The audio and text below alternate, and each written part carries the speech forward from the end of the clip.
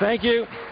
I'm Alan Dershowitz, professor at Harvard Law School, and I'm here to tell you that we are in a human rights emergency. This is no longer an academic issue.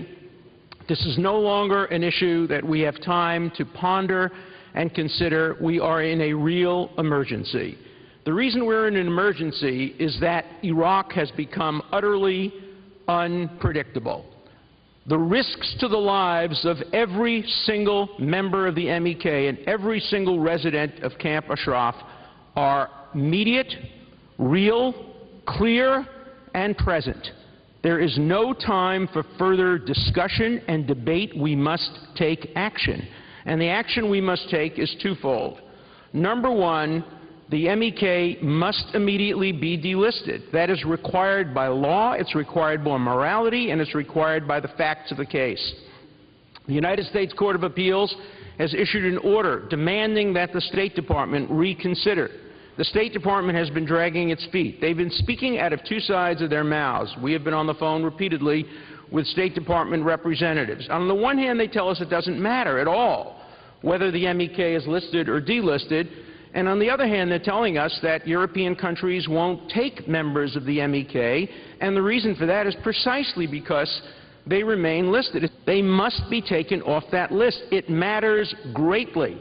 It matters under American law. It matters under perceptions. It matters under the realities of the situation.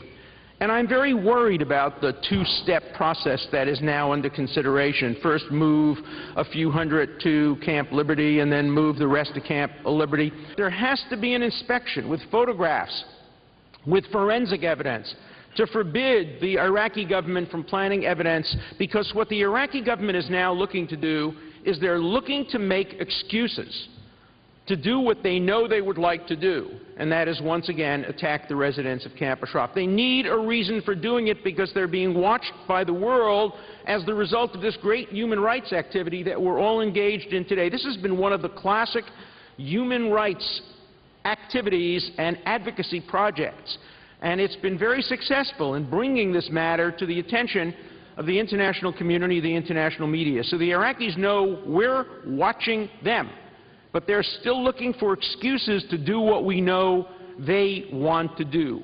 We have to make sure they have no such excuses.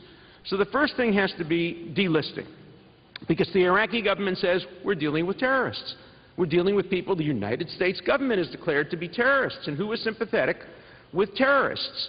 The fact that you call somebody a terrorist doesn't, however, make them terrorists. And there's no evidence, we know that any military action or terrorist action has occurred, certainly not in the last decade. And the second thing that has to be done is we have to start thinking not about the transfer from Camp Ashraf to Camp Liberty. That's a short-term and very dangerous first step. The ultimate goal has to be to make sure that every resident of Camp Ashraf no longer is within the jurisdiction of Iraq. They must be moved out of Iraq as quickly as possible. It may take a two-step process. We can't wait until the European countries and the United States and Canada and other countries are willing to accept members. There has to be an intermediate step. Whether it's an airlift to Jordan or an airlift to another country, somewhere where they're out of Iraq. And we're not talking about comfort. There's a lot of mistake. The State Department says, oh, you're worried that there won't be playgrounds for the children. You're worried that there won't be this facility or that facility. That's not the ultimate issue. That's a concern, but it's not the ultimate issue. The ultimate issue is the safety, the physical safety of the residents. There is an emergency, as I've said. There's no time for the usual procedures of the courts to go slowly. The delisting has to occur immediately. Both the Quran and the Talmud say that he who saves a single human life, it is as if they have saved the world. That is part of the Christian tradition, the Jewish tradition, the Muslim tradition, and every humanitarian tradition. We are in a position to save human lives. And as my friend Elie Wiesel, who has told me to say that he cares deeply, deeply about the residents of Camp Ashraf, reminds me over and over again, for him the main lesson of the Holocaust has always been, take the threats of your enemies more seriously than the promises of your friends. Now, we are friends of the people at Camp Ashraf, and we as a government, the United States, has made promises. We are not keeping those promises. It is a scandal that the United States is not keeping its promise. We demanded of the residents of Camp Ashraf that they give up their ability to defend themselves in exchange for a solemn and sacred promise that we would take over their defense, we would protect them. In this Capitol building, I call on the United States government, keep its promise, save lives, rescue the residents of Camp Ashraf. Thank you very much. I'm Ruth Wedgwood. I'm a law professor here in town at Johns Hopkins University. I was also in Geneva and New York as the U.S. member of the United Nations Human Rights Committee for 8 years.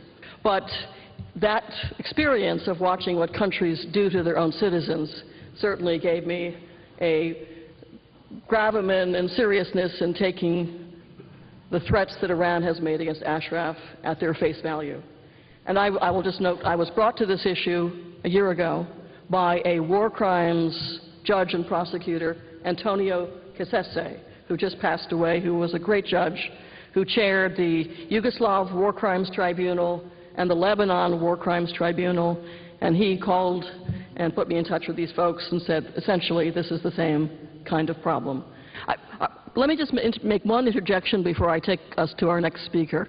I am a female trying to make her way in the world, so since I do teach constitutional law, I wanted to make one other point, though, to potentially add to his list and to the list of the staffers who may be here and the congresspeople who are here, which is that although executive power has traditionally been the vehicle by which FTO designations were made, the Congress itself has an overlapping foreign affairs power with the President, and it can take evidence. It created the FTO designation. It could re-examine itself particular designations. So instead of being a Sisyphean pushing a stone up a hill where there's never a top, the Congress may wish to consider its own independent powers and figuring out who belongs in the category that it created. I think we all agree that what this is about is not just Iran and Iraq, but the future of Syria, the future of Lebanon, the future of the Middle East, that there are people whose lives are immediately at stake, but it stands not just for their lives, but for the willingness of the U.S. to counter Iran's inclination to bully the region. And if we stand down on this one, how shall we say, what signal does that send about the Iranian bomb? Iran with the bomb will do whatever the hell it wants. Thank you.